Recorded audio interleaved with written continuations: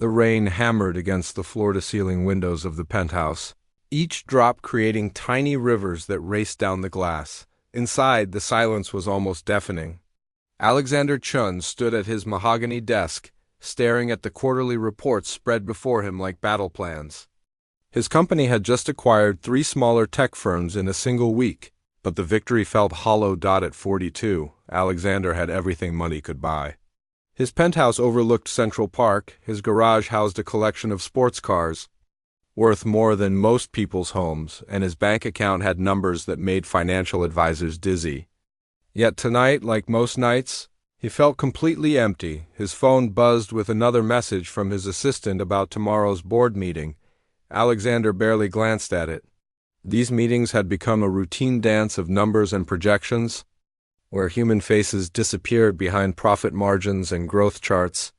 He poured himself a glass of aged whiskey and walked toward the living room, his footsteps echoing in the vast space. The living room was a masterpiece of modern design. Every piece of furniture had been chosen by an expensive interior decorator, every painting authenticated by art experts, every surface polished to perfection. But it was the newest addition that caught his eye tonight, a magnificent grand piano that dominated the center of the room. Alexander had bought the piano just 2 weeks ago at an exclusive auction. The seller had made a big deal about its history, claiming it once belonged to a famous composer. Honestly, Alexander didn't care about the history. He'd bought it because his business rival had been bidding on it, and Alexander never liked losing. The piano cost him more than most people earned in a lifetime, but it was just another trophy in his collection. The truth was, Alexander couldn't even play a simple melody. He'd taken lessons as a child, but his father had quickly put an end to that, calling music a waste of time for a future businessman. Now the piano sat there like a beautiful, silent monument to money spent without purpose. As he walked around the instrument, running his fingers along its polished surface, Alexander heard soft footsteps behind him. He turned to see Isabella Rodriguez, his head housekeeper, carrying a tray with his dinner. She was a quiet woman in her late 20s, always efficient and respectful, never speaking unless spoken to. Isabella had been working for him for almost 2 years, and Alexander knew very little about her personal life. She came from somewhere in Europe, spoke with a slight accent, and had references that were impeccable. She kept his house spotless, managed his domestic staff, and somehow always knew exactly what he needed before he asked for it. Tonight, however, something was different. As Isabella set his dinner on the coffee table, her eyes kept drifting toward the piano. There was something in her expression that Alexander had never seen before, a kind of longing that made her seem less like an employee and more like a real person. "You like the piano?" Alexander asked, settling into his leather armchair. He was curious about this sudden show of interest from someone who usually remained invisible. Isabella straightened up quickly, as if caught doing something wrong. "Oh, sorry, sir, it's very beautiful. I've never seen one so magnificent." Alexander took a sip of his whiskey and studied her face. "Have you ever played piano?" There was a pause, just a heartbeat too long, before Isabella shook her head. "No, sir, I wouldn't know how." But Alexander had built his fortune on reading people, on catching the small details that others missed. The way Isabella's fingers had unconsciously curved when she looked at the keys, the way her breathing had changed when he mentioned playing. These were not the reactions of someone completely unfamiliar with music. "You know," Alexander said with a slight smirk, "I paid a fortune for this thing, and it just sits there gathering dust. Maybe you should give it a try." Isabella's eyes widened. "Oh, no, sir. I couldn't possibly. It's much too valuable, and I wouldn't want to—" "Come on," Alexander interrupted, settling back in his chair with an amused expression. "I insist. Consider it part of your job duties. I'm curious to see what happens when someone actually touches the keys." He was enjoying this little game. In his world, people usually jumped at any opportunity to show off, to prove their worth or talent. He expected Isabella to make some excuse and retreat to the kitchen, confirming his suspicion that she was just another ordinary person impressed by expensive things. Isabella stood frozen for a moment, clearly torn between obedience and fear. Alexander could see the internal struggle playing out on her face. Finally, she took a small step toward the piano. "I really shouldn't, sir. What if I damage it?" Alexander waved his hand dismissively.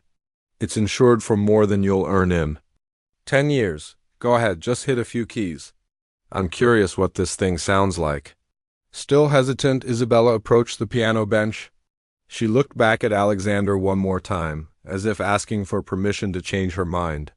He nodded encouragingly, genuinely curious now about what would happen next. Isabella sat down carefully on the bench, her posture straight but tense.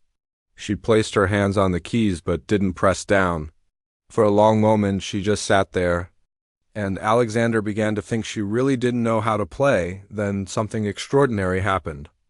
Isabella's shoulders relaxed, her breathing deepened, and her entire demeanor changed. It was as if she had stepped into a different version of herself. When her fingers finally touched the keys, the first note that rang out was pure and clear. Filling the room with unexpected beauty, Alexander felt his smirk fade as Isabella began to play. This wasn't random key pressing or a simple melody learned from a children's book.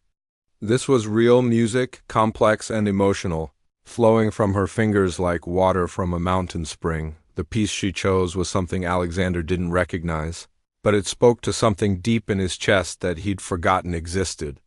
The music rose and fell like waves, sometimes gentle and contemplative, sometimes passionate and urgent. Isabella's whole body moved with the rhythm, her eyes closed.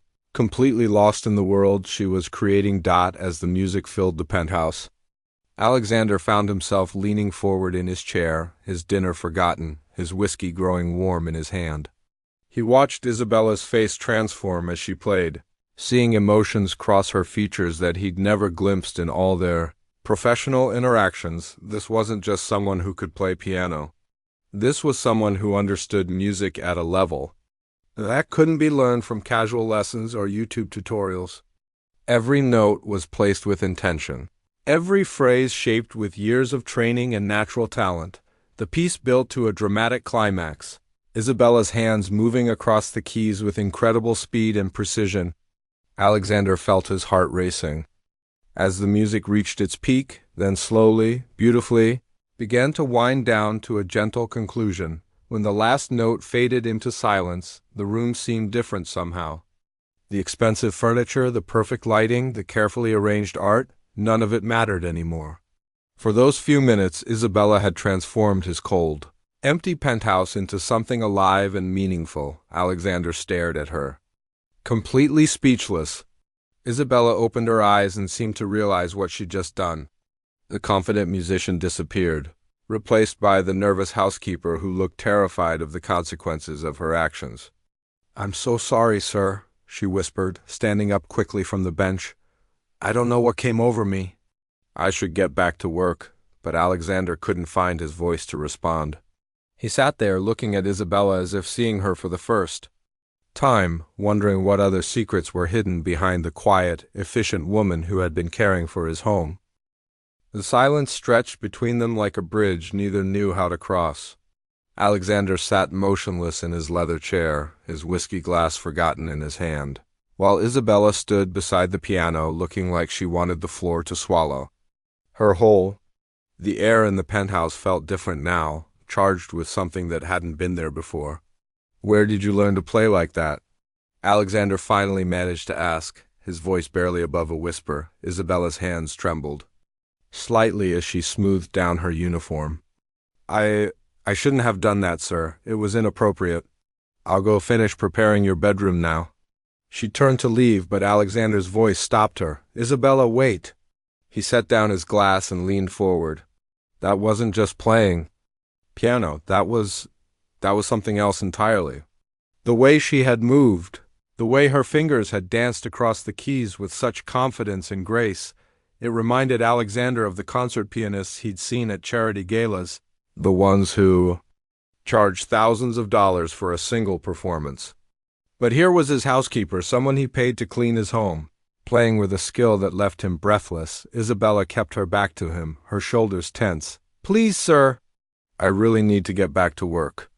But Alexander couldn't let this go. In his 42 years of life, he'd encountered thousands of people. Business partners, competitors, celebrities, politicians, they all fell into predictable categories. He knew how to read them, how to anticipate their moves, how to stay one step ahead. Isabella had just shattered every assumption he'd made about her.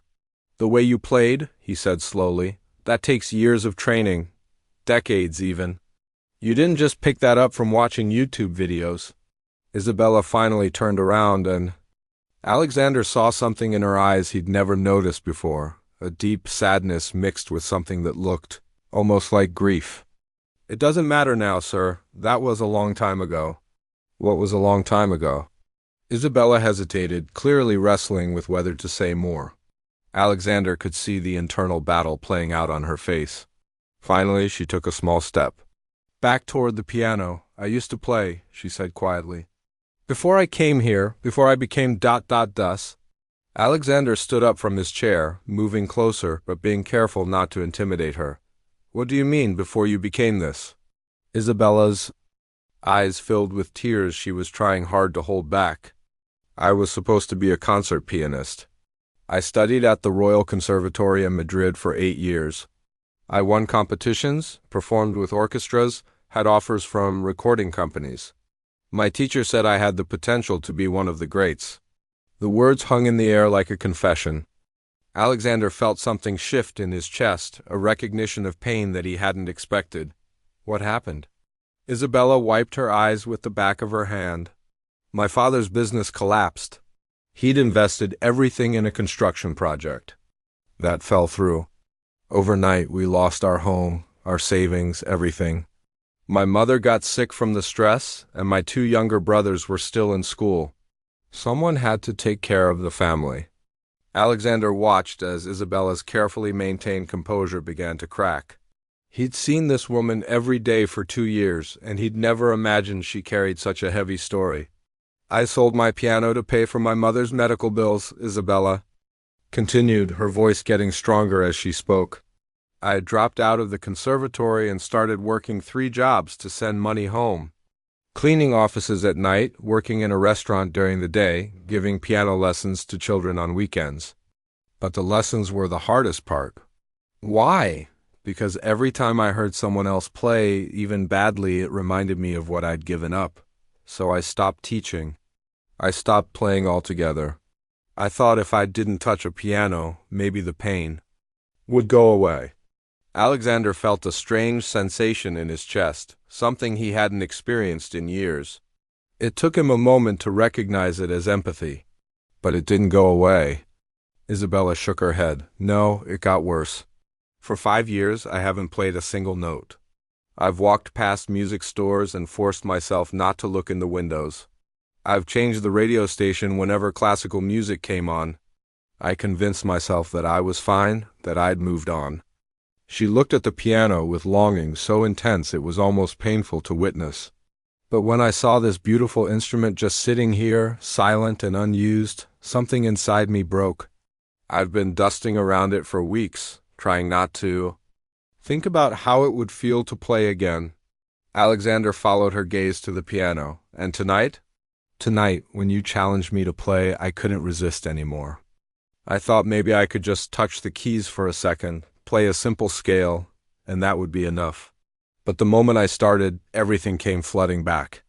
All the music I'd buried, all the dreams I'd tried to forget." The room fell quiet again, but this time the silence felt different. Alexander found himself seeing Isabella not as an employee, but as a person who had sacrificed everything for her family. He thought about his own life, how he'd built his fortune by stepping on others, how he'd never had to give up anything he truly cared about. "Your family," he said finally, "are they okay now?" Isabella nodded. "My mother's health improved and my brothers finished university. They both have good jobs now, but the sacrifices I made, they can't be undone. I'm 28 years old and I've been out of the music world for 5 years. That's a lifetime in classical music." Alexander walked over to the piano and ran his hand along its surface. "You know, I bought this piano to impress people at business dinners. I thought it would make me look cultured, sophisticated, but I can't even play Happy Birthday without making mistakes." He turned to look at Isabella. "What you just played, it was the most beautiful thing I've ever heard in this apartment. Actually, it might be the most beautiful thing I've ever heard, period." Isabella's eyes widened in surprise. "Sir, you don't have to—" "I'm not saying it to be nice," Alexander interrupted. "I'm saying it because it's true. I've been to Carnegie Hall, Lincoln Center, all the fancy venues. I've heard world-famous musicians perform. But what you just did, the way you played, it was different. It was real." Isabella looked down at her hands, the same hands that had just created magic on the piano keys. "It doesn't change anything. I still need this job. I still have responsibilities." Alexander felt something stirring in his mind, the same feeling he got when he was about to make a major business decision. But this wasn't about profit margins or market share. This was about something he'd forgotten existed, the possibility of doing something meaningful with his wealth. "Isabella," he said slowly, "what if I told you that you could have both? What if you could take care of your family and still pursue your music?" Isabella looked up at him with a mixture of hope and skepticism. "What do you mean?" Alexander wasn't sure himself what he meant, but he knew he couldn't let this moment pass. For the first time in years, he'd witnessed something that money couldn't buy: pure, raw talent combined with genuine passion. And for the first time in his life, he wanted to do something with his fortune that mattered. "I don't know yet," he admitted, "but I think we should find out." 3 days had passed since that night at the piano, and Alexander couldn't focus on anything else. He sat in his corner office on the 42nd floor, pretending to review contracts while his mind kept drifting back to the sound of Isabella's playing. His business partners had noticed his distraction during meetings, and his assistant had asked twice if he was feeling unwell. The truth was, Alexander felt more awake than he had in years. Something had shifted inside him that night, like a door had opened in a room he'd kept locked for decades. He found himself thinking about Isabella's story, about the sacrifices she'd made, about the way her entire being had transformed when she touched those piano keys. But it wasn't just sympathy that drove him. Alexander had built his empire by recognizing opportunities that others missed, by seeing potential where others saw problems. And Isabella represented the biggest opportunity of his life. Not for profit, but for something he'd never experienced before, the chance to do something genuinely meaningful with his wealth.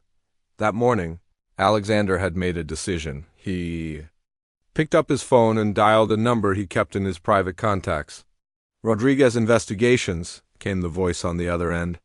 "This is Alexander Chun. I need a background check, but I want it done quietly and thoroughly. Everything about Isabella Rodriguez: employment history, education, family situation, financial records. And I want it done with respect. This isn't about finding dirt on someone." "Understood, Mr. Chun. When do you need this?" By tomorrow evening, and make sure your team knows this is confidential. Not a word to anyone." Alexander ended the call and stared out his office window at the city below. He'd ordered background checks on hundreds of people over the years: business partners, competitors, potential employees. But this felt different. This wasn't about protecting himself or gaining advantage. This was about understanding someone he realized he'd completely misjudged. The next evening, Alexander sat in his study reading through the thick file that had been delivered to his penthouse. With each page, his respect for Isabella grew, and his understanding of his own ignorance deepened. Isabella's academic records were extraordinary. She'd graduated top of her class from the Royal Conservatory in Madrid, earned multiple awards for her performances, and had been accepted into advanced programs at conservatories across Europe. Her professors had written glowing recommendations, calling her a once-in-a-generation talent and a musician with both technical brilliance and emotional depth. But it was the financial records that told the real story. Alexander could see exactly when Isabella's father's construction company had collapsed.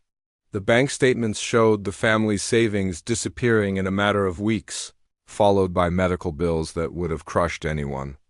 Isabella's own bank records showed a pattern of small, deposits from multiple sources, the 3 jobs she'd mentioned, and regular wire transfers to Spain that continued even now. Alexander found copies of performance reviews from Isabella's various employers in New York. Restaurant managers praised her work ethic and reliability. Office cleaning supervisors noted that she never missed a shift, even when she was clearly exhausted. The agency that had referred her to Alexander described her as the most professional and trustworthy candidate we've ever placed. But it was the personal references that affected Alexander most. A letter from Isabella's former piano teacher in Madrid described her as not just a gifted musician, but a young woman of extraordinary character who sacrificed her dreams so her family could survive. Another letter from a neighbor in Spain detailed how Isabella had worked multiple jobs while still finding time to give free piano lessons to children in their neighborhood. Alexander closed the file and sat back in his chair. He'd spent years believing that success meant stepping on others, that kindness was weakness, that the only thing that mattered was winning.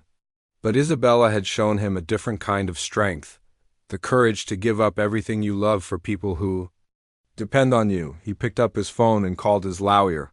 "David, it's Alexander. I need you to set up a meeting with the dean of the Juilliard School. Tell them I'm interested in making a substantial donation, but I want to discuss it personally." "Of course, Mr. Chun. May I ask what this is regarding?" "Scholarships.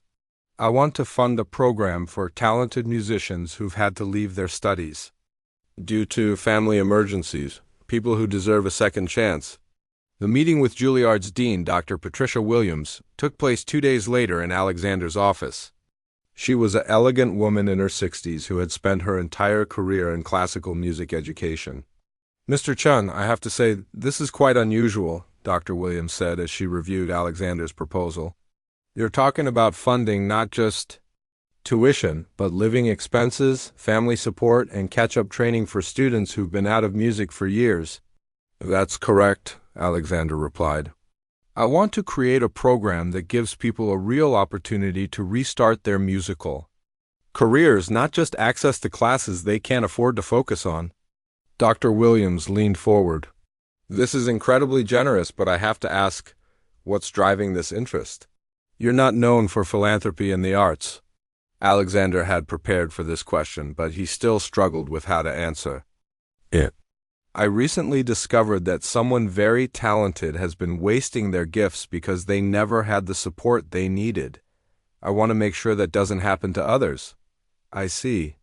And you mentioned you have a specific candidate in mind for the first scholarship?"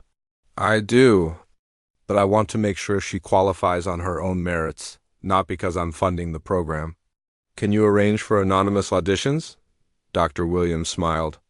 "Mr. Chun, in my 30 years at Juilliard, I've never met a businessman who understood the audition process well enough to request anonymity. This candidate must be very special." That evening, Alexander waited nervously in his penthouse for Isabella to arrive for work. He'd spent the entire day rehearsing what he would say, how he would present the opportunity without making it seem like charity. But when Isabella walked through the door, looking tired after her day shift at the restaurant, all his prepared words disappeared. "Good evening, sir," Isabella said, hanging up her coat. "I'm sorry I'm a bit late." The subway was delayed. Alexander watched her move efficiently around the living room, straightening cushions and dusting surfaces. She glanced at the piano, but quickly looked away, as if the sight of it still caused her pain. "Isabella," he said suddenly, "I need to ask you something." She turned to face him, and Alexander saw wariness in her eyes. "Yes, sir?" "If you could go back to music, if you could restart your career without worrying about money or your family's needs, would you do it?" Isabella's face went pale. "Sir, Why are you asking me this?" Alexander took a deep breath. "Because I think I might be able to make it happen." Isabella sat down heavily on the couch as if her legs couldn't support her anymore. "What do you mean?" "I've been thinking about what you told me the other night, about your dreams, about what you gave up. And I realized something. I have more money than I could spend in 10 lifetimes, but I've never used it to help someone achieve something truly meaningful."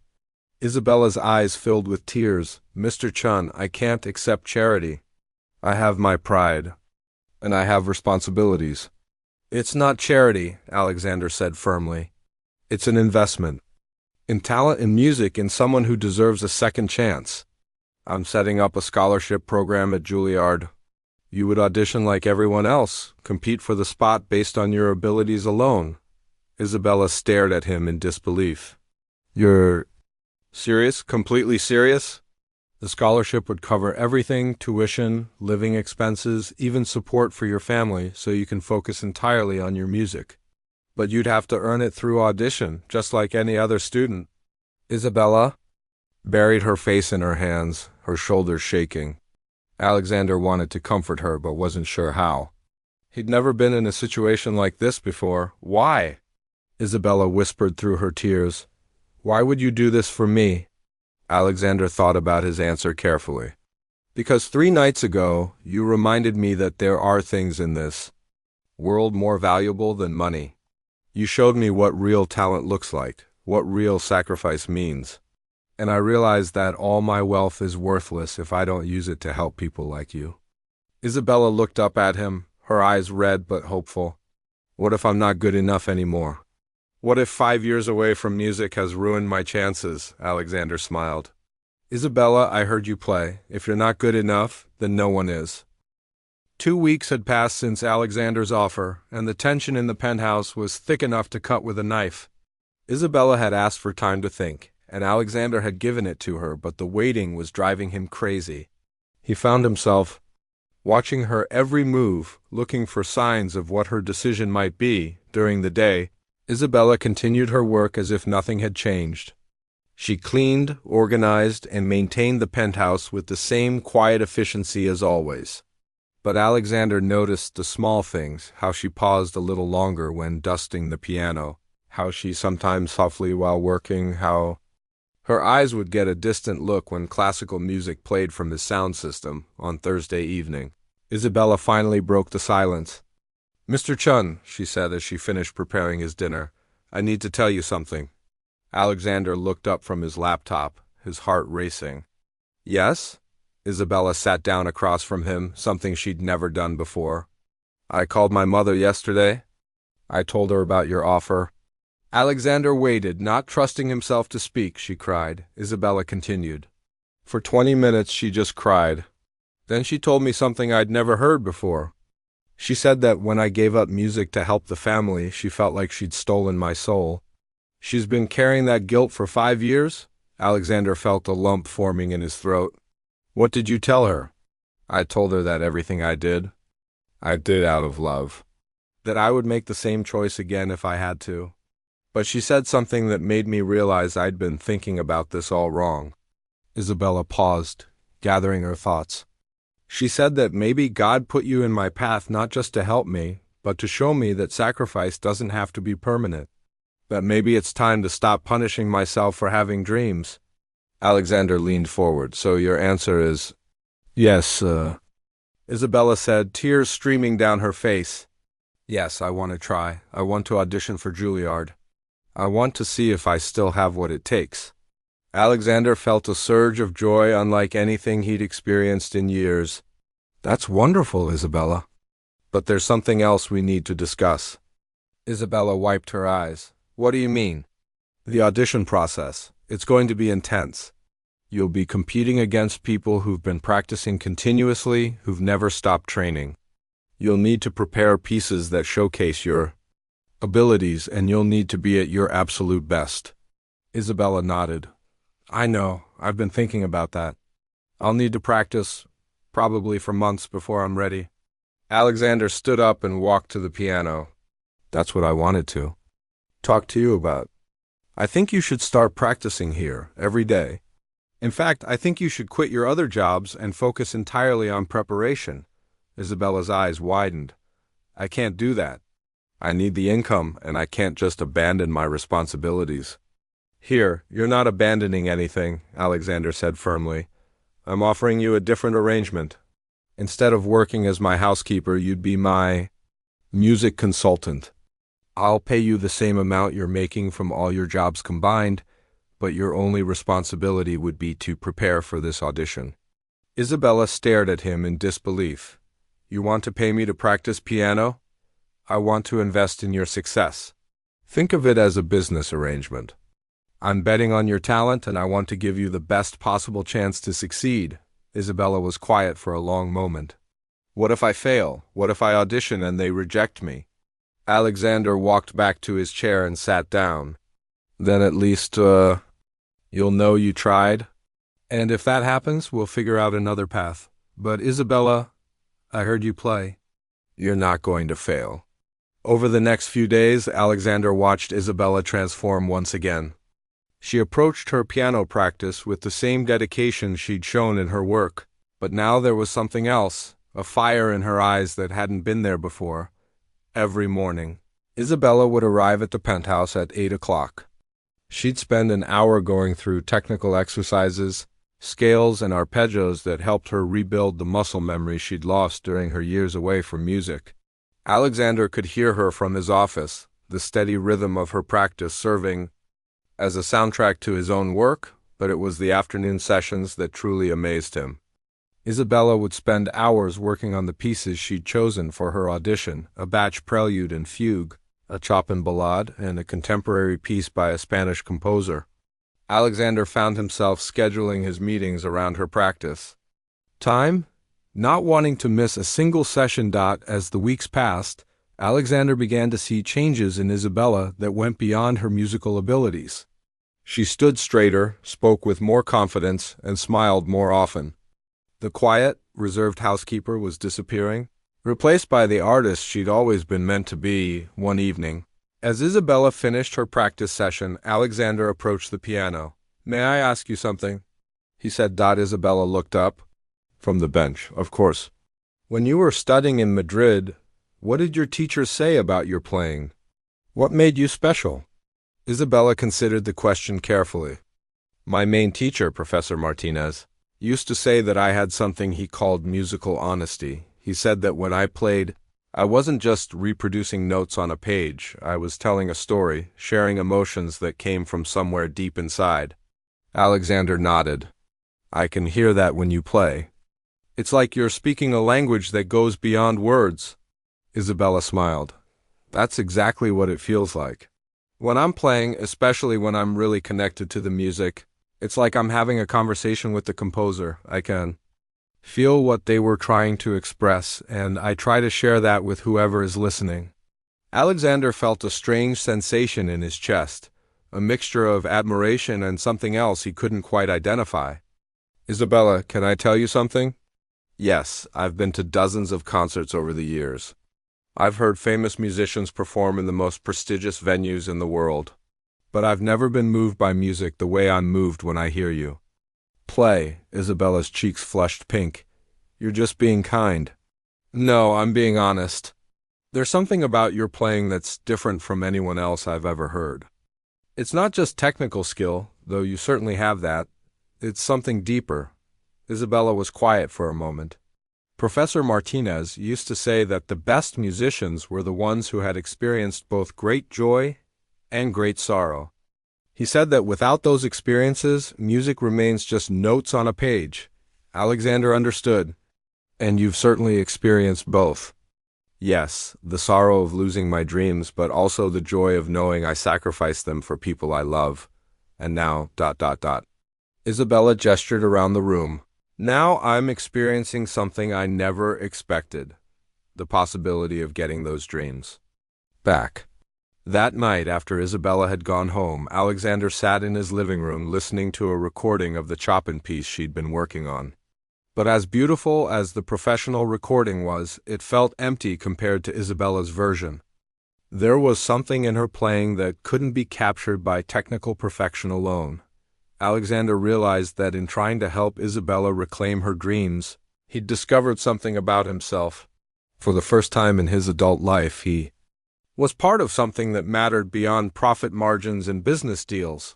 He was witnessing someone's transformation from brokenness to wholeness, and somehow he was being transformed along with her. The audition was still months away, but Alexander already knew that regardless of the outcome, his life had been changed forever.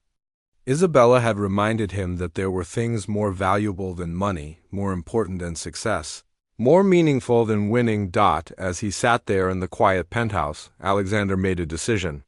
Whatever happened with the audition, he would continue to support Isabella's music, because in helping her find her voice again, he'd finally found his own purpose.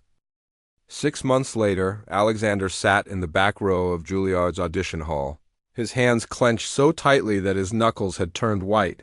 He'd never been this nervous about anything in his entire life, not during his first major business deal, not when he'd risked everything to start his company, not even during the hostile takeover that had made him a billionaire. Isabella was backstage, preparing for the most important performance of her life.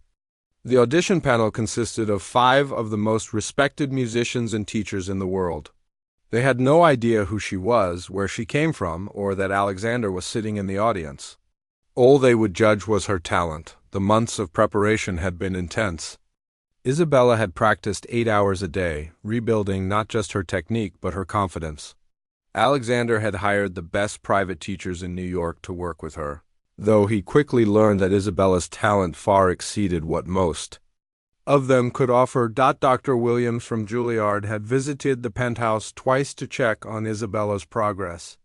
After the second visit, she'd pulled Alexander aside. "Mr. Chun," she'd said quietly, "I've been teaching for 30 years, and I've never seen anyone work harder than Isabella. But more than that, I've rarely encountered such natural musicality. If she performs tomorrow like she did today, she won't just get into the program, she'd be at the top of her class." Now, as Alexander waited in the audition hall, he tried to calm his racing heart. He'd done everything he could to give Isabella this chance. The rest was up to her. The audition hall fell silent as Isabella walked onto the stage. She wore a simple black dress that Alexander had insisted on buying for her, though she'd initially refused. Her long hair was pulled back in an elegant bun, and she carried herself with a grace that came from years of performing. Alexander held his breath as Isabella sat at the piano bench. She adjusted her posture, placed her hands on the keys, and for a moment, everything in the room seemed to stop. Then she began to play. The first piece was Bach's Prelude and Fugue in C-sharp minor, one of the most technically demanding pieces in the classical repertoire. Isabella's fingers moved across the keys with precision that left the audience mesmerized. But it wasn't just her technical skill that impressed. It was the way she brought the music to life, making each voice in the fugue sing with its own personality. Alexander watched the faces of the judges. They'd started the audition with polite but neutral expressions, the kind of look that said they'd heard hundreds of students play the same pieces. But as Isabella continued, their expressions changed.